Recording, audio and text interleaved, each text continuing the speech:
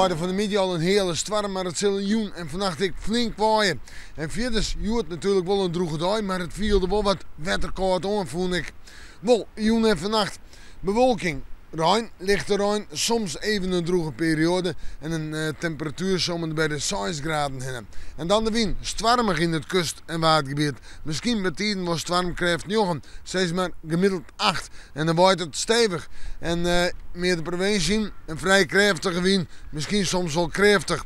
We moeten rekening houden met windstichten, hield ik voor het verkeer. Dan moeten we nu.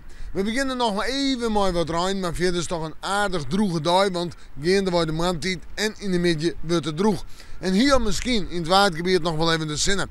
Temperaturen 9 of 10 graden en de wind, ja, die zal matig en krachtig wezen. Betijden eerst nog eens even hut en dat geldt dan vooral voor het kust- en watergebied. En de windrichting is ik moon zuidwest-west. Dan zetten we terug naar het fruitsjoch. Dan komen we een vreedzin, maar misschien nog een beetje ruim, maar ik houd het op meest of hier een dal droeg waar. En een temperatuur om bij de 10 graden heen. Op sneeuw en ik droeg waar, bewolking, dat wel, maar de zinnen kunnen er al eens even terugkomen. En een temperatuur om bij de 9 graden heen. Dan komt de sneeuw, maar droeg waar en redelijk wat zinnen. En een temperatuur om bij de 8 graden. En de wind deze dagen meestentijds uit het westen, west-noordwest, soms west-zuidwest. Nou ja, we moeten morgen maar weer even in het waarschuwen.